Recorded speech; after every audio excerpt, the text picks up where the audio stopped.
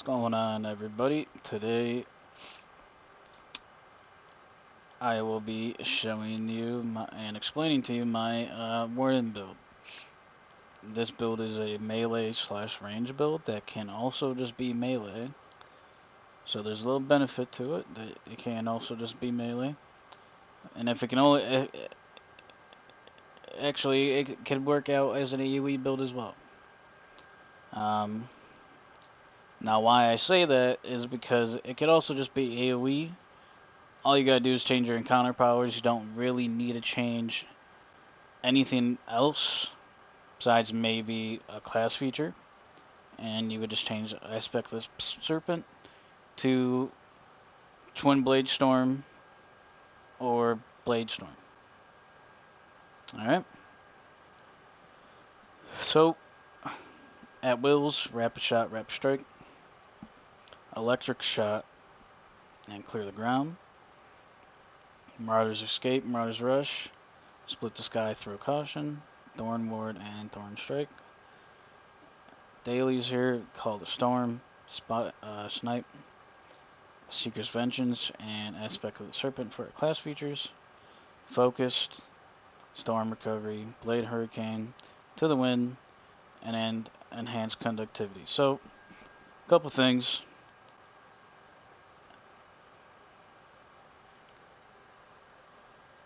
I like using Focused for the playstyle that I use, but you could also go Death Strikes.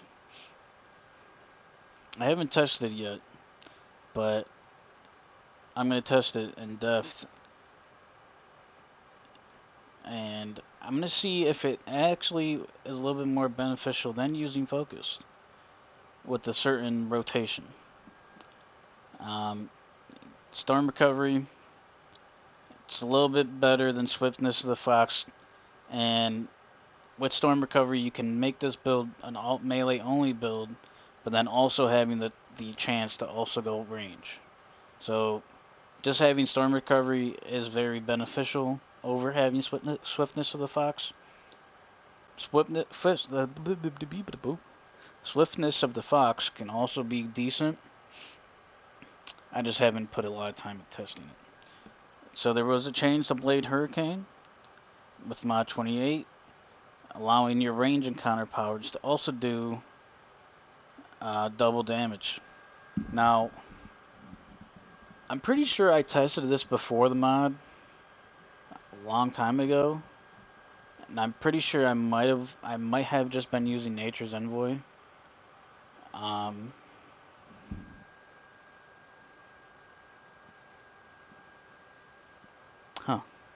So they changed that too. I haven't really noticed. They actually might. Fuck that shit. Not gonna be fucking with that.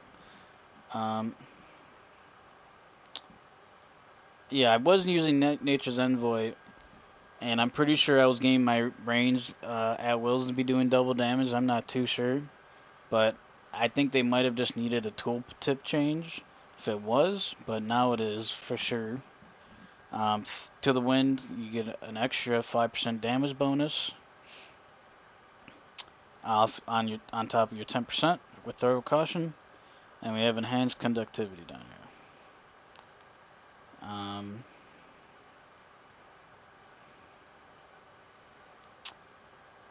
Oh shit! I forgot lost my train of thought. Enhanced Conductivity raises your Call the Storm damage that starts at 100, and now will go up to 150. Now, the only problem that I see with Call the Storm is that Split the Sky hits 5 times, and Thorn Ward hits 6 times. But it'll only work on the first time they hit. Now, I don't know if that is a bug, or if it should be doing that, or should not be doing that, but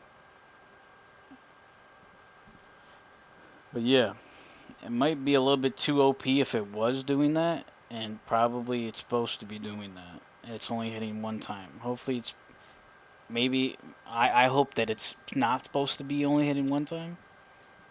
I would like it to also hit all 5 and all 6 times. That's an extra 1150 damage. So in my party? No, okay. But yeah. Every time you hit with something, at least one time, besides Split the Sky, so like on every single at will, Call the Storm will proc. Even though it says once per second, every time you do an at will, it's gonna hit. Which is kind of weird. And that the tooltip says that. I'm not too sure. But regardless, let's get into the rotation here. So there's 2 ways we can get into this rotation. We can either start off with Marauder's Rush, or we can start off with Split the Sky and Thorn Ward. So let's actually start off with this. So we're going to Split the Sky, Thorn Ward, Marauder's Escape, cancel it, throw caution, and now for 9 seconds we have double damage on our at-wills. And we also have that throw caution buff up almost all the time with our cooldown and our recharge speed.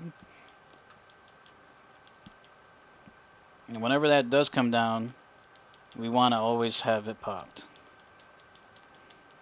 because we're getting 15% extra damage with that. So there it is, up again. Now we're back into our range stance. Now when you're playing with this, you might fuck around and fuck up the rotation, but as long as you're always popping in a counter power, always hitting an at will, you're always going to be doing maximum damage. But but at the same time, if you're not popping all 3 encounter powers for your range or your melee, you're not going to get the maximum buff from Aspect of the Serpent. So as you could see right there, I probably did fuck up on my rotation, but I'm still getting 6% damage at least bonus off of Aspect of the Serpent. Now using Blade Storm might give me more damage. I have no idea. I can't really test the damage out like that. I do have a PC, but I'm playing Neverwinter on my PC, and I don't. I mean, I probably should to test out the damage, but regardless, I trust getting a 9% bonus over a 20% chance, because with the Ranger using the Band of Air that's supposed to give me an extra chance of damage, of getting extra damage, it would never proc. I could get this shit to proc 1 time in 1 Voss run back in the day, and I bet they never fucking changed it at all. So regardless of the fact of that, yeah, the build's pretty straightforward. You're always going to want to try to have your Split the Sky up and your Thorn Ward. Those are giving you a lot of damage right there. 225 times 5, that's about almost 1,000. Thorn Ward, that's 1,200 right there. Plus you're getting an extra 10% damage bonus off of that. So actually, technically, you're going to have a 25% bonus damage every time Thorn Ward's up, and every time you have your throw caution procced. Alright? So that's one thing to also keep in mind. If you don't have Thorn Ward down, you're not doing extra damage. But, like I also said, this can also just be a melee build. A melee only build. So it's the rinse and repeat. We can literally pop all 3 encounter powers here now, because the 3 seconds stack on each other. So I'm infinitely always going to have Blade Flurry up, right? And I'm always infinitely going to have my Throw Caution buff up all the time. I just have to fix the rotation up a little bit. Now the one thing you don't want to do is just always just spam your counter powers right off the cooldown, unless it's probably throw caution, because your at wills are also a big part of your damage. You cannot forget about your at wills.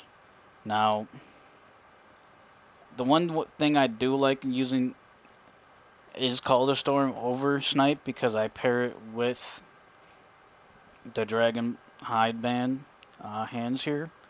For 10 seconds, I'll get 15% extra damage with my at wills for 20 seconds. And since Call the Storm is only a 50% daily, in 30 seconds I know that I can have a new Call the Storm. And especially if I really wanted to use the Envenom Storyteller Journal,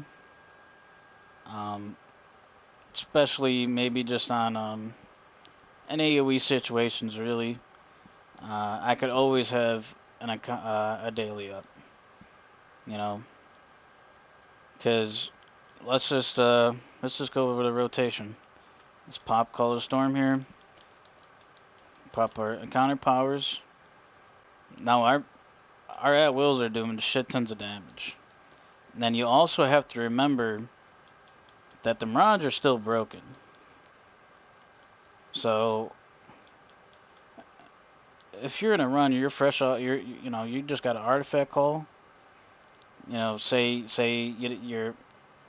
you somehow timed your Mirage perfectly, and that first counter power you pop is right at the artifact call. Those motherfuckers are doing a shit ton of damage.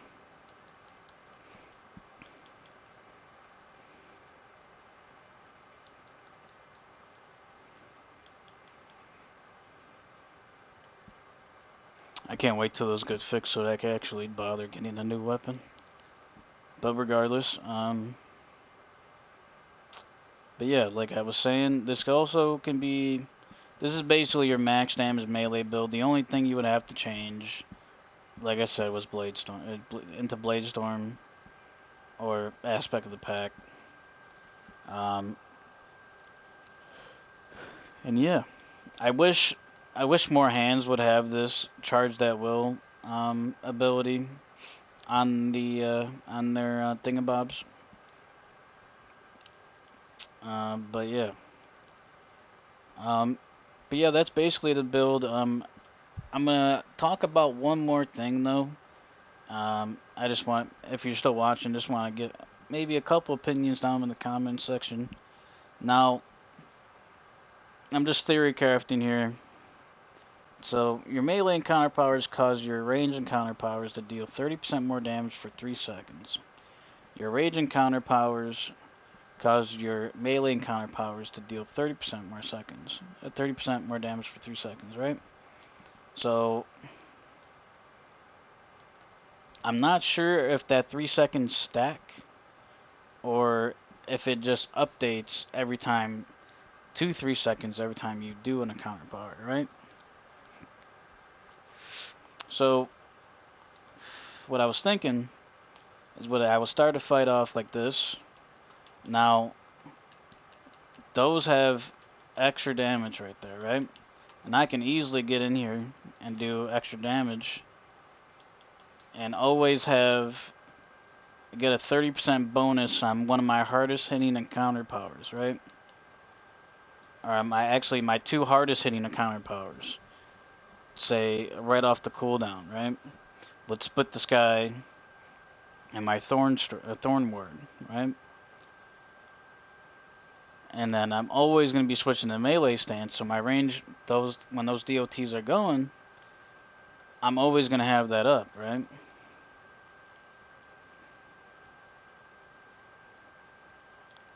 So maybe it would be a little bit more beneficial to use, I mean, because at max damage you're getting 20%, right? So, yeah, I could just go melee for a little bit, but again, if I really want to get the most damage out this build, Not that you're really losing damage switching from melee stance to range stance. Like there, if you really wanted to stay in melee stance, the extra damage from switching to range stance would just be coming from your at wills. So there's really no difference, right? And theoretically, you should be doing roughly around the same damage. It shouldn't really matter that much, right? Now, I'm gonna start trying that out. Maybe I'll respec and try that out right now. And if you're also still watching, maybe don't even go with focused and just go into death strikes. Because at some point you gotta think you're gonna take advantage of that 30% extra more damage. At some point in a boss fight, right? You're gonna end up taking advantage of it because you're gonna go all in your melee, or you're gonna go all in on there, and by the time you're done popping those range encounter powers, your melee ones are already up. Now let's see, actually. Maybe I would have to, yeah, I'd have to respec to see that, right? But anyway, if you're still watching, I appreciate it. If you already left, still appreciate watching the video. But regardless, I'll see you guys in the next one.